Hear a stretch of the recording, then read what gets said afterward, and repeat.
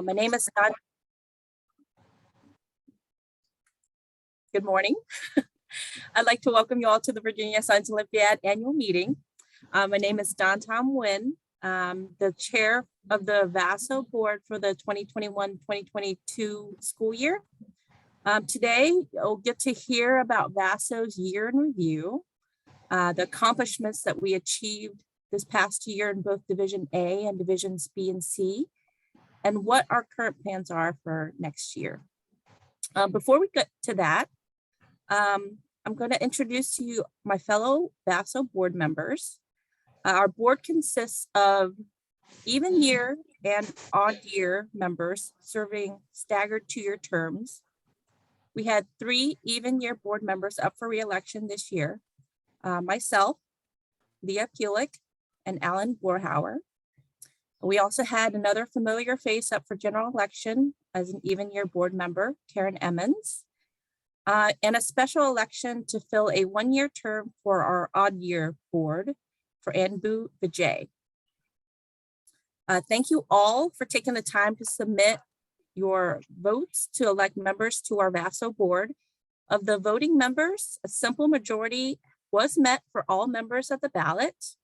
And so I'd like to present to you the 2022-2024 board members, Karen Emmons, Alan Borhauer, Don Tom Nguyen, and Leah Pulick, and our 2021 through 2023 board members who will be serving their 2nd term this coming school year, Anita Sahai, Tim Harrison, Andrew Skinner, Sam Tennyson, and Anbu Vijay. Last but not least, our board is not complete without a state director. This year, we have a new state director, Emily Owens, who should be a very familiar face to most, if not all of you. Emily teaches at, and up until the end of this tournament year, was the head coach for the Lake Braddock High School team.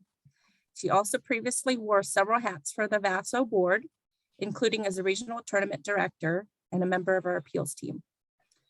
And this makes up our VASO board for the next school year. Thank you all. And without further ado, I'll pass the virtual mic to, I believe, Anbu Vijay, who will be kind of giving a summary of Division A for this past year, as well as a peek into the activities for Division A for next year.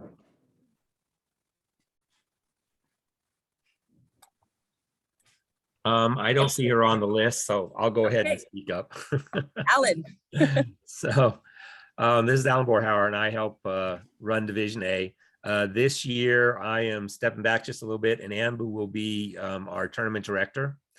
And this past year, we actually held 2 tournaments through the 2021-2022 school year. We held a spring tournament last year, and we held a fall tournament, and both of those were excuse me, in the hybrid model, where we didn't meet everybody together at one time. We did do our building events this fall at Langley High School, and you can see our numbers are starting to climb back up. It's just a matter of time until everything can go back into a more normal mode. One of the better things that happened this year is that you can look there at the totals of gender, males versus females, and we're almost 50-50% there. So we just need to push a little more, get some more girls involved in STEM activities.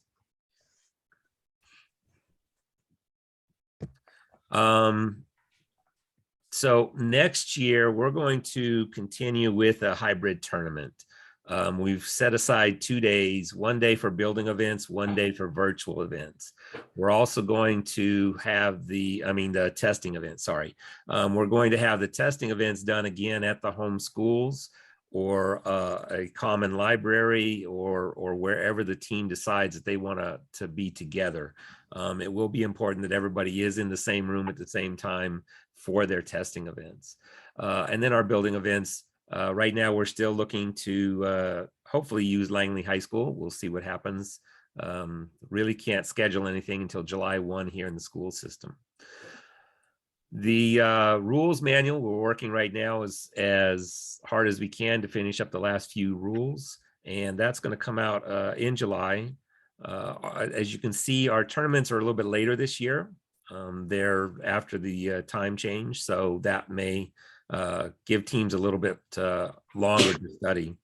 And if you go to the next slide, we will again hold, the tournament will have third grade only events and events that any student within third through fifth grade can participate in.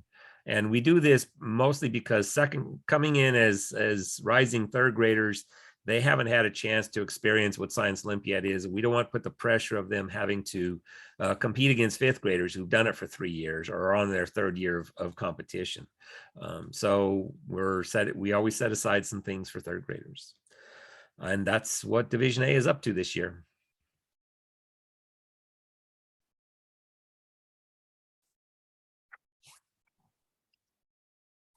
All right, I guess I'm Karen Emmons, and I'll be doing, as the outgoing state director, I'll be doing the year in review.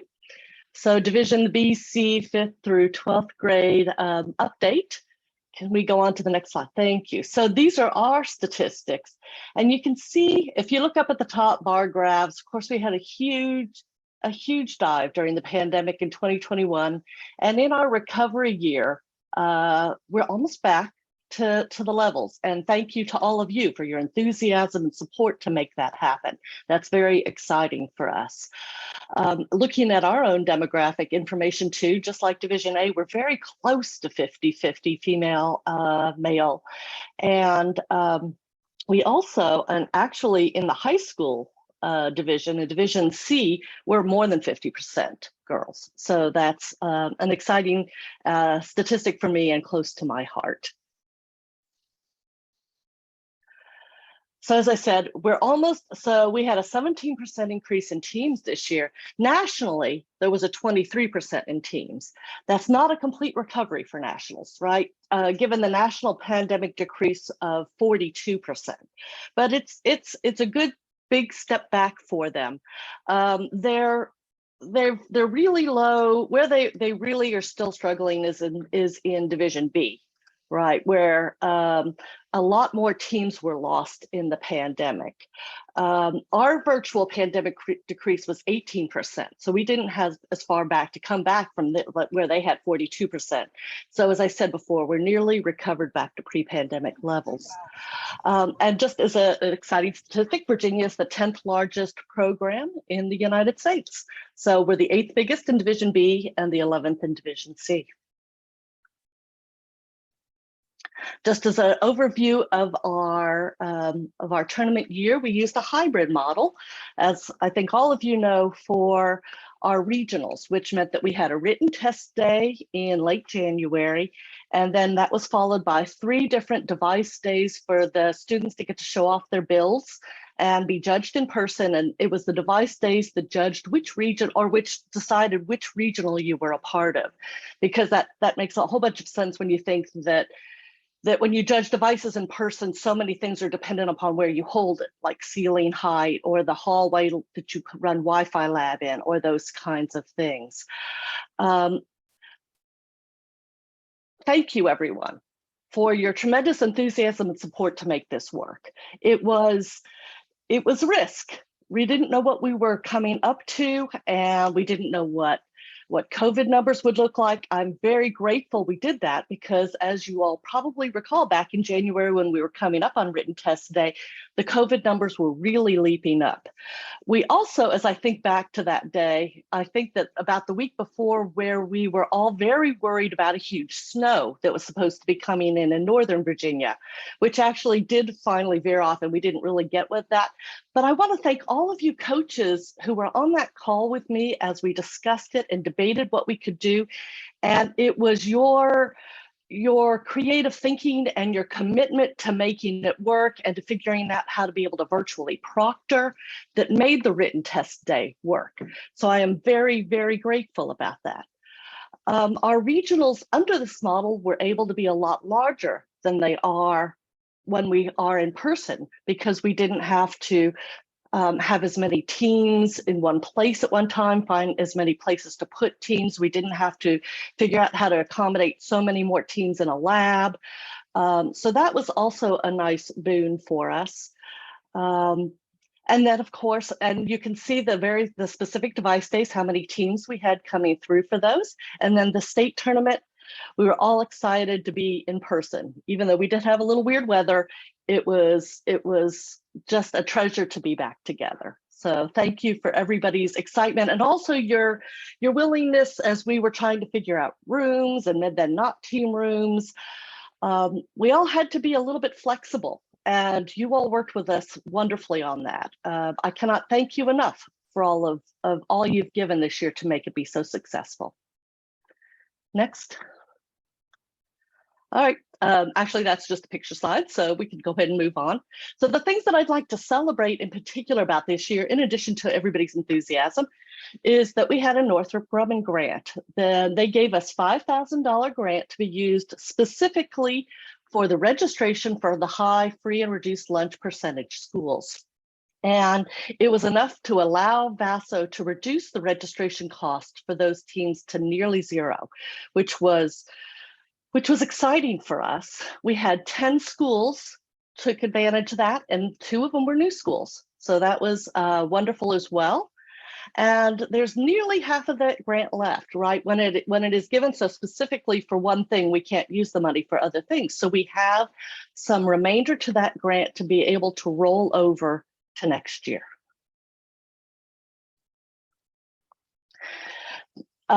This was exciting. We got to send 2 teams in each division to nationals this year.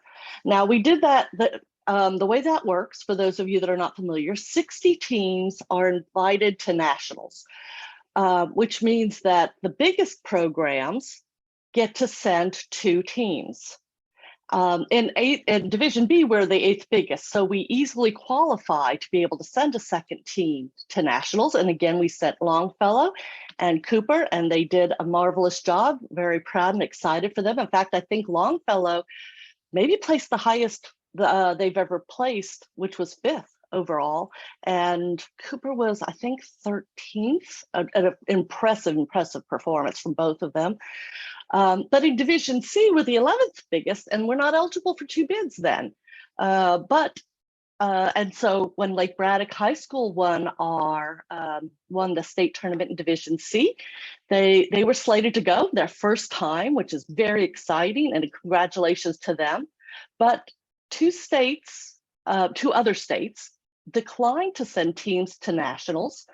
And at that moment, and they turned around and offered them to the next ones down the line, and we were offered a second bid. So TJ also got to go and represent Virginia as well. And congratulations to both of them. Lake Braddock had a very impressive showing for our first time at nationals. It's hard, it's weird, it's difficult to get used to. And TJ had to take their program out of mouthballs with only like 10 days before nationals to turn it around and ramp back up as well too. So I'm very proud of all of our teams that represented Virginia this year. One thing that I do want to note is that this is handled or calculated every year, which means that that doesn't guarantee us anything about next year. I'm still hopeful that we will continue to be as large in Division B, but because we were granted a second team in C because of what other states did, I don't know that we can depend on that happening. So we just have to continue to be enthusiastic, invite other schools to participate, and continue our wonderful expansion. I also want to celebrate how much amazing alumni and volunteer support we had this year. It's been tremendous. Our alums and volunteers have just made this happen in an exciting way. They are energized. They know what it is to be competitor. They want to provide a quality experience for those that come after them. We could not have done the past 2 years without them. So, and that's an upside to the virtual part of having written tests. It doesn't matter where our alums were located. They could write a test, and for written test day, they could run it from all over the country. I also thank the Virginia Tech SO Club and the Living Learning communities at Tech, who the club organizes, who provided almost every written test they volunteer, which is a huge relief for you coaches as you were working to monitor your students and organize them at the schools. The UVA SO alums have organized an SO chapter, and they committed and provided most of our ES for states, as well as many of the volunteers too. And they are excited and moving forward with some plans of their own for next year. So they are a tremendous resource of providing volunteers and event supervisors as well. The UVA engineering student, I'm sorry, that should have said student council. They worked out all the logistics of room reservations and access to food at States. So they were a tremendous important part of what we did at States. The UVA chemistry fraternity also provided some volunteers at States. So we did not have to ask you coaches for any event riders. I'm not sure ever. I don't think we asked any of you for event riders. We didn't have to ask for any event supervisors or device day volunteers.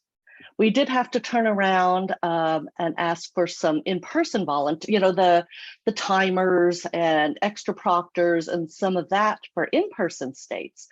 But I'm just excited by what we were able to offer and how we were able to ease that for coaches this year.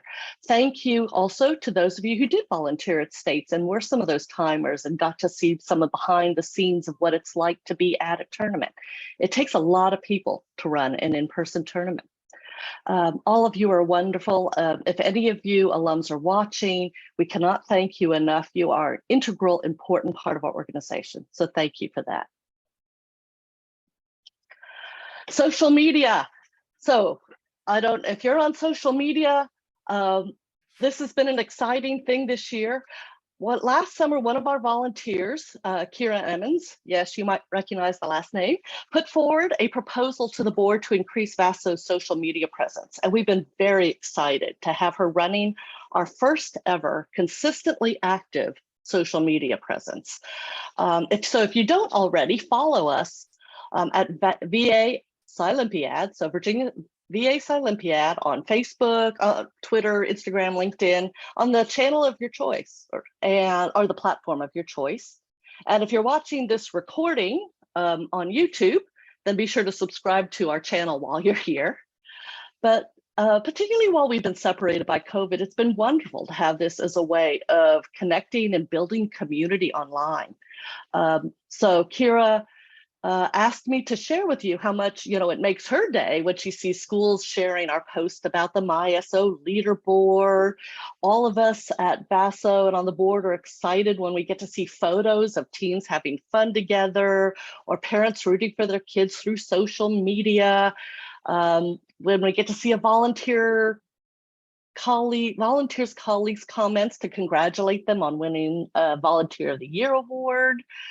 All of these things have been a wonderful togetherness, and I have really enjoyed it. And she's done, I think, a very impressive job. So again, we also have been surprised actually by the engagement we've had from outside of Virginia. We actually had some people register for our building event open house, presumably because they saw us advertise it on social media. We know that Nationals watches our recordings of these annual meetings, so hi Nationals. We estimate that about half of our followers are from out of state. So we've also been exploring adding an additional goal this next year of keeping the broader SO community up to date with how we do things in Virginia and making sure they know what a great state for SO this is, in case anybody comes our direction. If you have any feedback, please feel free to reach out at that email, or you can just DM us with suggestions. Next. Okay, and then I just wanted to say that this has been an exciting development, I think, for all the teams in Virginia and across the nation, is how many more teams are able to access invitationals. The virtual invitationals have really become a staple now. And So more and more teams are being able to do that because they don't have to pay transportation costs. And it's exciting. Also, I've heard about teams being able to compete against schools from all over the United States. Lots of you have been commenting positively on the invitational opportunities. I do want to remind you that every invitational is independently run and does things differently. So you have to, when you sign up for one, you want to pay attention to the events, the schedule conflicts, the logistics. It may not be what's happening here in Virginia. Also, I encourage you to make sure, and this has been getting better over the last year, but when your teams are participating through Olympiad, make sure that you're on the correct tournament site, because that can be confusing for kids and they panic. Because every tournament has its own Olympiad site. So they have to be specifically on the right URL. And if you're using an invitational to practice for your VASO regional, you don't have to be panicked if they're running some events that we aren't running here. Remember, you don't have to do all the events at an invitational. So, but they are a wonderful source of practice. And I want to give a big thank you to Lake Braddock High School team for running the Division B Invitational, and to the Fairfax High School team for running a Division C Invitational. Those are an invaluable resource in our state. So I thank you for that.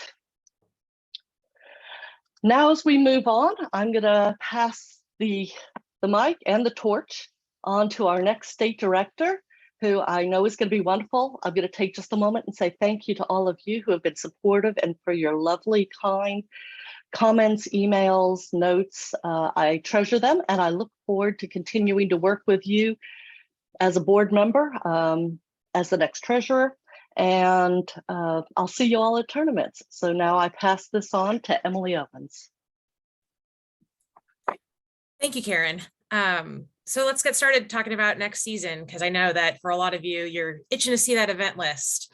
That's part of why you're here. But first, we want to just look at a recap of the event participation from this past year. So this is the bar graph is for the Virginia teams, though this small box here is giving us a reference point for the nationals events that were most skipped by teams. They chose not to do these events in competition. The colors here signify the groupings of events. So we have our life sciences in green, we have earth science in yellow, purple is chemistry, the gray is physics, orange is tech, and blue is inquiry.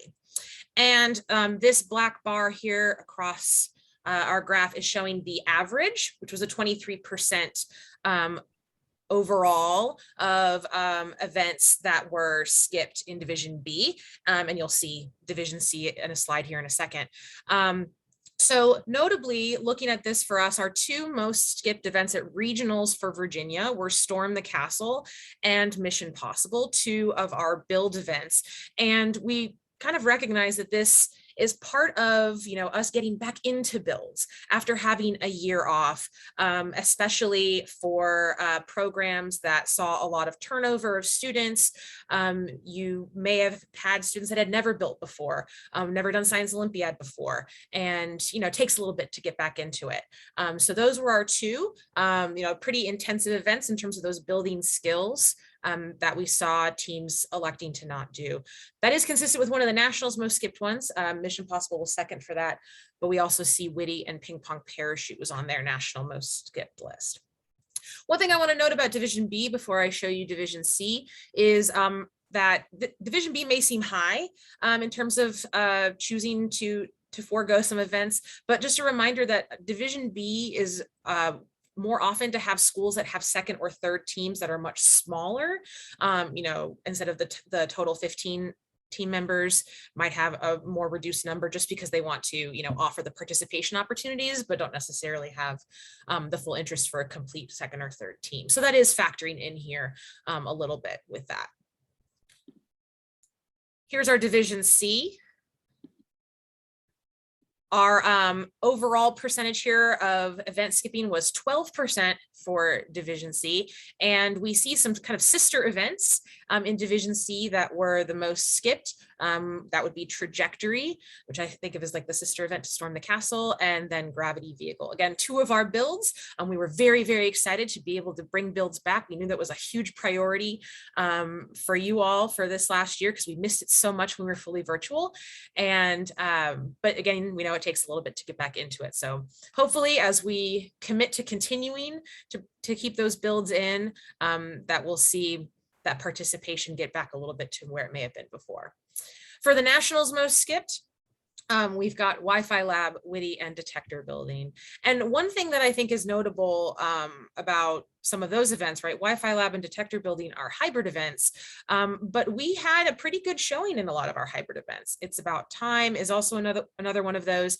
And so because they're hybrid, we often will see teams choose to do the test, but not necessarily do the device. And so that is just kind of an added bonus in some ways for these hybrid events that we at least can get part of it, you know, with an interested team. So we'll again be looking to hopefully have more of that building confidence, building event confidence as we continue on and get back into Science Olympiad with builds. What you've probably been waiting for is the 2023 event list. So here it is, everybody. I'm going to highlight a couple changes for you, but you can see that they're also in bold. The bold events are new. So notably in the life sciences, in place of ornithology, we now have forestry that's coming back. This is a returning event, but I believe it's been before my time. I think in our nationals meeting, they said it was been about 14 years. So excited to see that one back for our plant people. In the chemistry events for Division B, replacing food science is Can't Judge a Powder. And our bigger changes are in the tech events. So you'll notice under tech that roller coaster is coming to Division B. This is replacing Mission Possible. And then our vehicle events are both changing. So Mousetrap Vehicle in Division B is being replaced by Wheeled Vehicle. And then Gravity Vehicle in Division C is being replaced by Scrambler. One other notable change, which may be a little unexpected, is that Electric Right Stuff, which was new to Division B this year, is not returning. Next year, it will be just Right Stuff, no electric. And then finally, in the inquiry events, Ping Pong Parachute is being rotated out and being replaced with Fast Facts and Fermi Questions. The events badly. Some things to note. This slate is preliminary. Nationals always can make changes to it. It's also very possible that VASO may not run this slate exactly, or even in its entirety, as you've known from years past. Sometimes we swap out events, especially depending on the format that we may choose for regionals.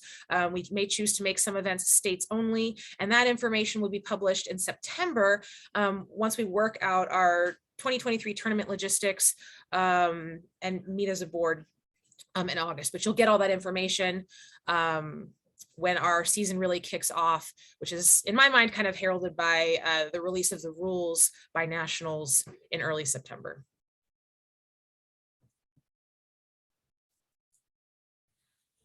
So before we get talking about the things that are on our mind as a board and as an organization for next year, I just wanted to reiterate some of our priorities of what's driving our conversations and our decision-making for the 2023 season.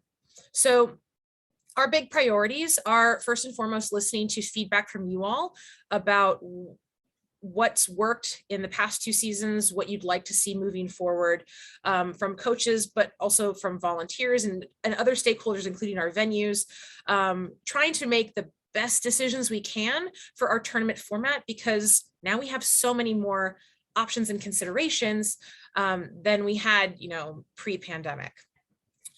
So we value your feedback, and thank you to those of you that filled out the year-end survey. That, as you will see, has been a huge part of what I'm going to be sharing with you in the rest of this presentation. Another priority for us is to continue the strong relationships that Karen talked about with our alum groups, as well as our venues. Our season this past year would not have been possible in the way that it was run without them. And so with UVA and Virginia Tech and alums from other universities and even from out of state, all of those people made it possible. And so we want to continue to use those relationships to make it easier on the rest of us, right, to enjoy Science Olympiad and not have it be as much of a burdensome task as it sometimes can be for coaches and other volunteers. And as always, our biggest goal is to create a meaningful tournament experience for everybody, right? For competitors, for coaches, for volunteers. We're all here because we want to be here, and we want to keep, enticing you to come back with positive experiences. And, what does that look like for us in 2023 is the question that we're going to be kind of delving into. So another way to kind of frame that specifically is the format of the tournament. What format best fits our stakeholders' asks and needs? That is our big question. That is what the board will be tackling at our annual retreat this year, to give you this information at the beginning of the season. So one thing that's been on my mind, these are just some questions that I've been kind of throwing around in my head about thinking about what works best for our teams as they're still recovering from the impact of a fully virtual year in 2021. There's a lot of institutional knowledge that I think teams, lost. I know my team definitely felt that. But that's also true for our volunteer pool, our event supervisors. We're all still just trying to, get back into it. And Device Day, the hybrid format last year, was a good foot forward in that, but recognizing that it will take time to build that back up to what like the full Science Olympiad experience, really looks like. But another question to kind of balance with that is what are our venues able to accommodate? We're kind of at the whim of the spaces that we use. And so we have to ask those questions as we begin broaching the topic of dates and tournament formats with them. They have to tell us what they're comfortable with, and that may kind of drive some of the decision making about what we can even get that would work for our valued venue partners, as well as the tournament dates that we would like to have. And finally, I don't want us to forget that there were some pretty positive things that came out of the last 2 seasons that we may want to continue. I think one of those nationally is that Sci-Olympiad is a huge tool. And what role does that have for us moving forward, right? It was completely new, uncharted territory when all of this began. And, we have to ask ourselves the question of, is it really just as good to go back to the way things were pre-pandemic, or what could we take with us forward that is a net positive? And that is one that comes to mind, and thinking about where that may fit in for VASO. So I'm going to share with you some of the survey results that I synthesized. Thank you to those coaches that filled it out. It was super helpful for me to read through and kind of get a good idea of where people were at in terms of how they felt about this year's hybrid model. So first, in terms of written test day, just to kind of summarize the good, the bad, what we heard from you was that one of the huge advantages to the written test day was that it significantly reduced the coordination of travel that coaches had to do, right? You're just going to your own school, which is pretty easy for those students to do. And also the flexibility of not having to be at a tournament site the whole day. Coaches reported that it felt like less of a time commitment for individual students, that they could kind of bop in and out. It felt easier to do that than it might have in a full day tournament. And also, it was really great just to see that everyone appreciated the ability to have your teams be together, right? After that virtual year where people were in their homes, right? Having that connection of getting to do this partner work when you're sitting beside your partner. I think we all really missed that, and it was really wonderful to have that back for the students. And I know that my team members really, really appreciated that, and that kind of kept them going. Some things that were maybe some cons about written test day. Of course, we asked you all to give a second day for regionals, and that was a huge change and a big ask. And so we know that that is a major consideration for thinking about next year. It's double the time you're asking of your team members. We did have to change and remove some events to accommodate online testing. In some, we were able to make what we think were pretty good substitutions. For example, our experiment and data analysis instead of experimental design. But there were others that we chose, to make states only to save them for in-person tournament. And also some events that then lost some of their components, right? Our process events like forensics, or Crime Busters, right, underwent massive modification to work in a virtual environment. And some people, honestly, myself included, as a chemistry person, kind of missed that. And another thing that people reported was kind of losing a little bit of the tournament atmosphere of having all teams together, that excitement. And maybe you did some really awesome things with your team to kind of try to build that within your own group. But that was something that people missed, regional wide. Some other things I thought were interesting, that some of you really liked online tests and would love to see us continue to use Scilympiad, and others were all but begging to go back to paper. So we definitely have a mixed bag of preferences for that, for us to think about. And also, I don't think this was as common, but we did have a few teams report that they had to pay to use their school space. And that was just good information for us to have, thinking about the financial picture of the impact of a hybrid versus an in-person model for on our teams. So that was for the written components. Here's what we had from you all on device day. First, thank you for all of you who told us it was organized. That felt really great to read. I appreciated that. We worked really hard to do that, especially knowing that this was a brand new model that no one had ever done. It was nice to see it run smoothly as we could have expected.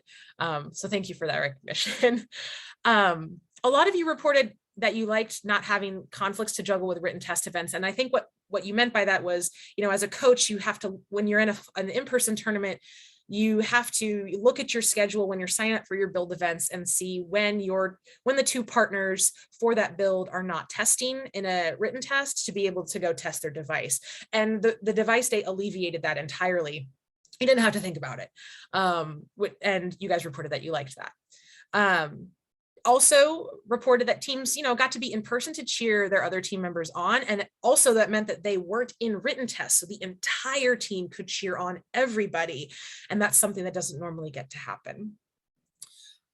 Additionally, our rotation schedule that was part of our organization consolidated the day for teams, made it, a 2 or 2.5 hour endeavor, unless you were traveling to your regional site, as opposed to the longer full day together, right? If you add the written test day and the device day together, it's still about the same amount of time as an in-person tournament, but it felt a little easier, I think, on the device day.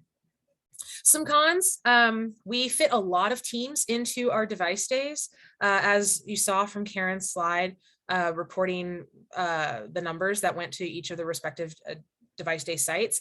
Because of that, these rotations were pretty tight on time to fit up to 30 teams in a day. So we did see some delays with that, but in the end, everybody got through, but there were some instances of that being a problem. Also, for some teams and for some smaller bodies, our Division B students, carrying devices from place to place was a challenge for some. It's also just tiring. And so we recognize that. I saw people lugging around, their their trajectory devices and getting a workout in on their device day. We recognized that the limit on adult viewers was something that we knew going into the device days was going to be hard for teams, especially ones who have a strong parent presence that really wanted to watch their students test their devices. And so that limitation was was something that we felt we needed to do with, you know, the uncertainty around COVID, but that moving forward, you know, you all had asked us to consider opening up a little bit if we continue with this model. And also, the last thing was, depending on which device day you went to, the date was could have been pretty far removed from the written test date. So that gap in time may have felt a little weird, a little anticlimactic. And so thank you for that feedback on that. So this is where this leaves us. Thinking about going forward, we have to consider as an organization if we're going to continue with the hybrid model or attempt to return to a fully in-person model.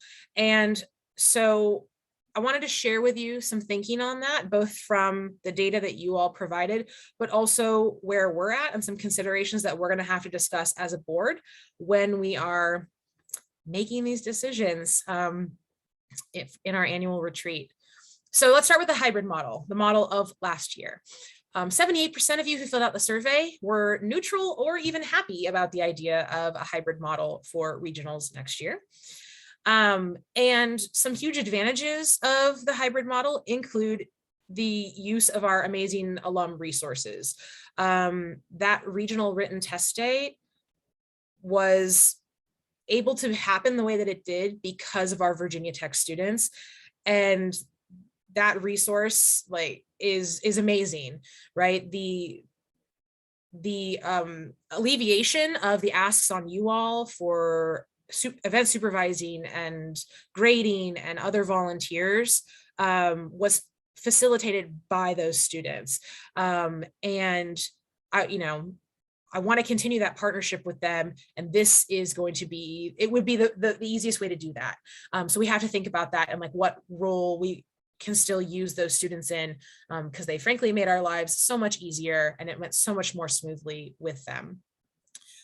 Also, as I mentioned, we have to think about our venues. Hybrid is certainly a more comfortable and less burdensome option for some of them as they're opening back up. We did have some venues last year that we had used in previous years that were not as comfortable with us, coming on campus, as they had to, prioritize their own student bodies first. That's seems to be opening a little bit, but we're beginning those conversations with those venues and seeing where we're at now, a year later, with what they may be comfortable inviting onto their campus. So some things I just wanted to throw out that we're considering if we, did choose to pursue a hybrid model. Again, from your feedback, as well as my own thinking and conversations with other board members. Big ask in the survey was if we continued with a written test day, to have a lunch block in the schedule. And trying to now, with the additional level of comfort we have with online tournaments, see about ways we can accommodate events like Witty to be done in the satellite model. I think now we've seen a number of tournaments run that event virtually. Nationals actually did it, and maybe it's a little less scary now. We can find some ways to do that if we choose to still use a written test day on Olympiad. For device day, some things we thought about: opening up the schedule a little bit, having teams sign up for some times within a block, and opening for more spectators based on what venues are comfortable with. So our big question, though, that I think I would love to also hear ideas, from you all if you have them. If we continue with the hybrid model, how could we address that, tournament day excitement across VASO that some of you reported feeling missing? That even I felt, was missing from my normal team excitement around a regional. And so, that's probably where I see the creativity maybe being most needed if we pursue this model, but that's where our thinking is at currently with hybrid. Then looking at traditional fully in person, an acknowledgement that going back to fully in person allows us to do the most events in the format of their original rules, including process events that had to be heavily modified in last year's version of our hybrid. And that's not nothing, right? Thinking about some of those skills and experiences that our students missed out on unless they qualified for the state tournament. trying to find ways to bring those back, and doing it fully in person would allow us to do that. Again, thinking about my KEV events. The feedback from the state teams was that they, really loved the interaction between teams on campus at UVA. Getting to be in the same room testing with other teams. It just felt more exciting, more engaging, right? So that's our acknowledgement in the hybrid model that's missing, and how could we maybe find other ways to build that. But then the things that I want to make sure everyone is, aware of as we consider going back to a more traditional model, it's a bigger ask of teams. We need more volunteers to make this happen. In the survey, 76% of coaches said that they could provide the volunteers easily, or felt like it was an extra burden, but it was worth it if it meant being in person.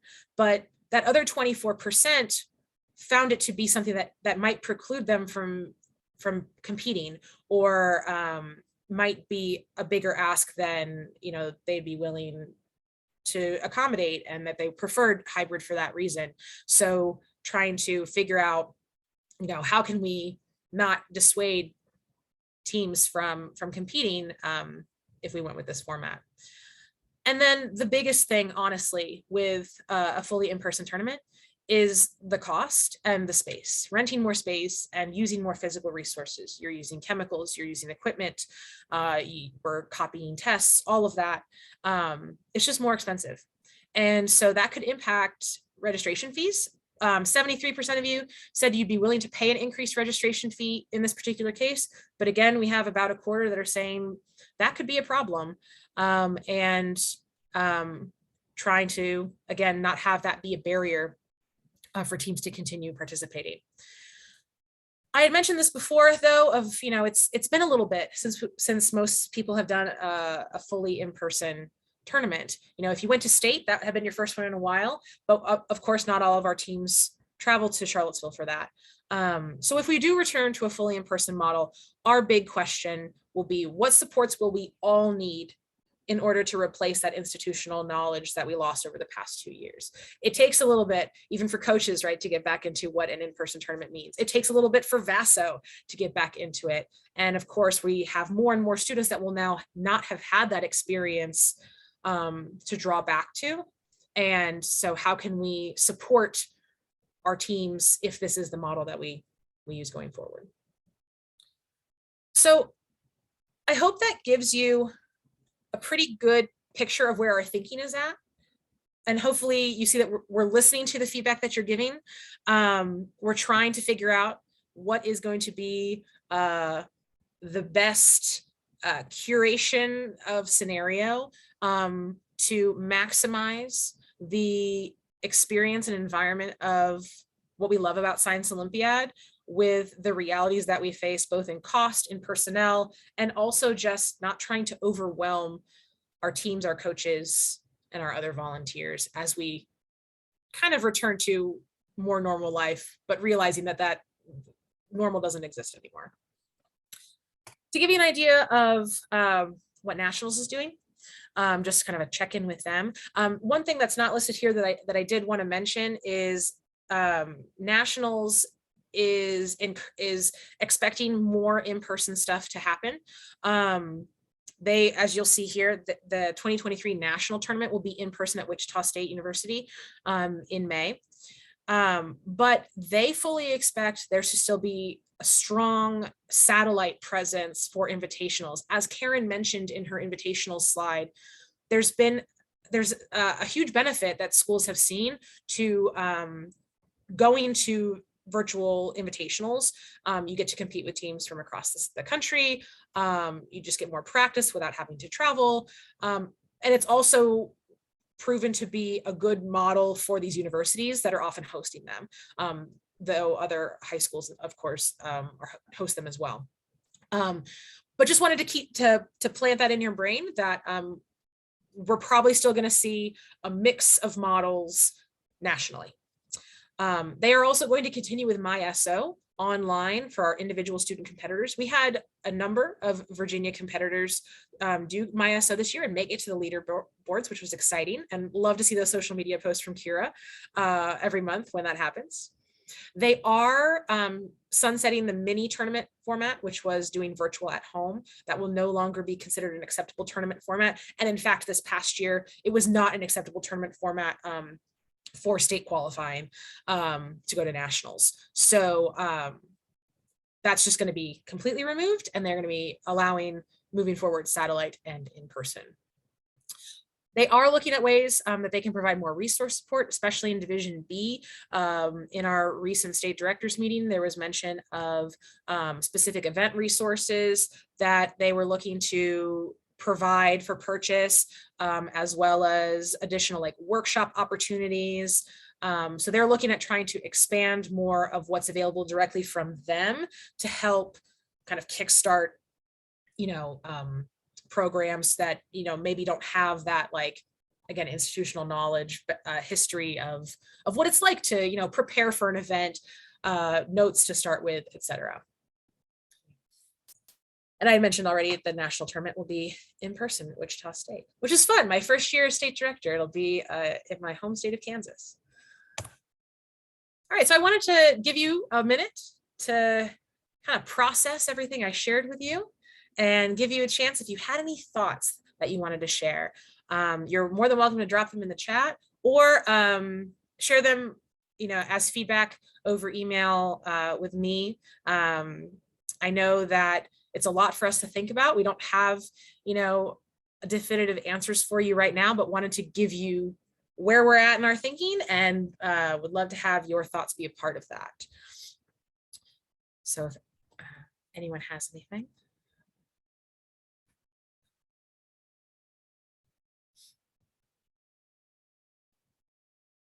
As a teacher sometimes, right, like no questions or comments could mean like really great things, or like I don't even know what I don't know. And so I acknowledge that. So if you need time to process that, an email is great.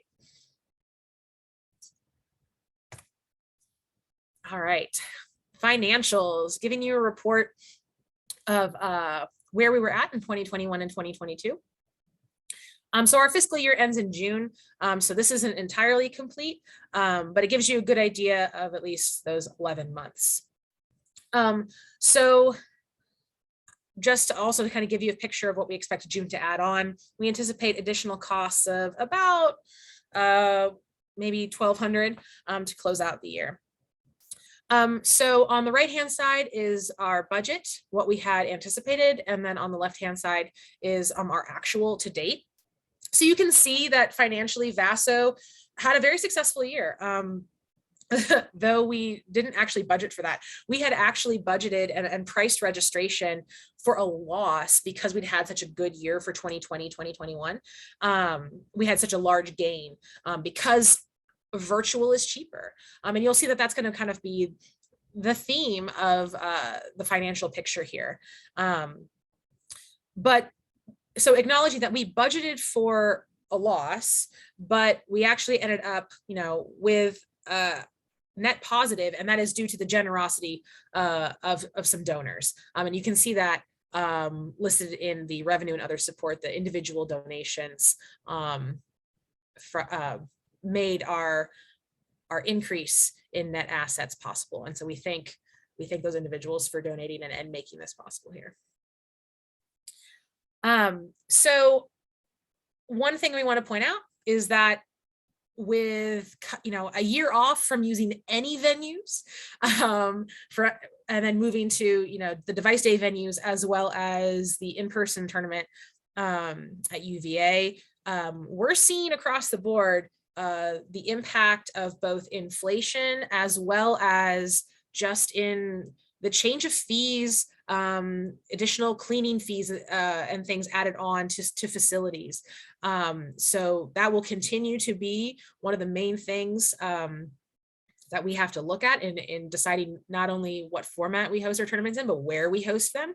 But also you can see, for example, if you look at feeding our event supervisors, which we do because we so appreciate the work that they do for us on a full tournament day, under the expenses in food and beverage, you can see just how much more it actually ended up costing us than we had originally anticipated. And having facilitated the food purchasing for 2 of those days, I can tell you that I wasn't I wasn't out there spending luxuriously.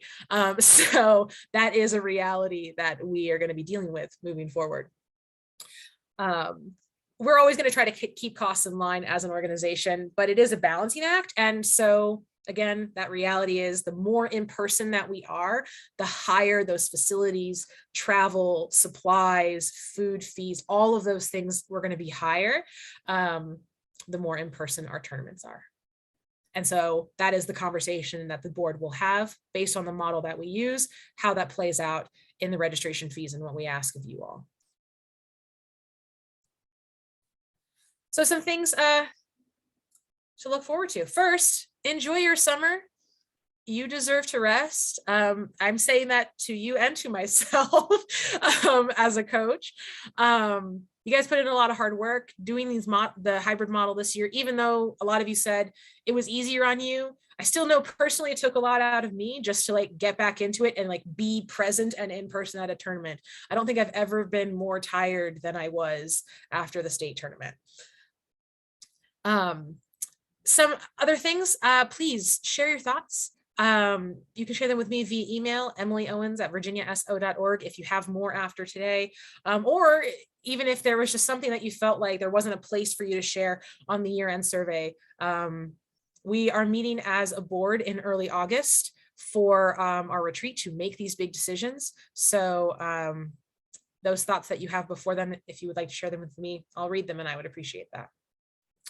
One big plug as we think about, the asks of you all, if we, depending on the model that we use, VASO always needs people to do other volunteer tasks. There are so many other things, not just volunteering day of at a tournament that we need, like organizing packets, organizing and distributing medals, shopping for supplies, etc. And these are like the smaller roles, but they're crucial. And the more help we can get on those and kind of, spread the work out, the easier it is for all of us to make these tournaments happen. So there's a sign up posted on our website, virginiaso.org /onetimevolunteer.php. It's also just linked on the website. And we would appreciate if you would like to support us in this way with your time, if you would fill out that form for us. Looking ahead in terms of coaching things. Oh yes, and Karen says in the chat, it's for anyone. You can pass it on to parents. Send it to anybody. We'll take it, anyone who's interested in helping us. So thank you for reminding me of that. In terms of coaching stuff, the national rulebook will be available on September 6th. That, as it has been in the years past, will be available for download on the Science Olympiad website. So you can get it, as soon as it's released, hot off the digital presses.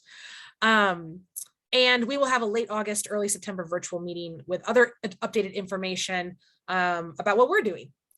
But some teasers for you in the meantime. Karen mentioned that there was a UVA-SO alum group that was started this year. They are working on plans to host an invitational down in Charlottesville. So we don't have a date for that yet or other information about what that might look like, but that's something we're very excited about, trying to increase those opportunities in Virginia for our teams. And then both of the schools that hosted invitationals this past year for Virginia intend to continue. So Lake Braddock is continuing their Division B invitational. Their tentative date is December 10th in person, and Fairfax, their tentative date is January 7th for their Division C invitational. And the plan currently is also to be in person. So hopefully when we have our virtual meeting to kind of kick off our season, we'll have more specific info for you all on all of those invitational opportunities that we hope you will consider just to kind of, flesh out your seasons. And I want to end with this, our commitments to you all and to the greater Virginia Science Olympiad body. We're committed through all of this to staying mindful of what this long process of getting back to normal has meant for our students, for families, for coaches, for our schools, and also just for VASO volunteers. We're still not quite back to what it was, and I don't know if we ever will be, but it's it's an evolving process, and that is something that is definitely on our minds. We're committed, as always, to making sure that we communicate with you in a timely fashion so that you can plan for your team and make decisions in advance for what's going to work best for your students. We're committed to transparency about our thinking and our decisions. I hope today's presentation has reiterated that for you, where I basically just gave you a inside look into my brain on this hybrid model versus in-person conversation. And we will continue to do that. And when we do have a decision, we will talk you through why that was made and what that means for us moving forward. And then, as we had ended with all that financial stuff, we are always committed to adopting a budget and fees that we think best reflect our costs based on the tournament models we choose, what's best for our organization. So that's it, our annual report for 21-22. Thank you all so much for either signing in live to hear it first, or watching it on YouTube. And again, just a plug to follow us on all our social media accounts. And we look forward to kicking off the 2022-2023 season with you all in August and seeing what that year has in store.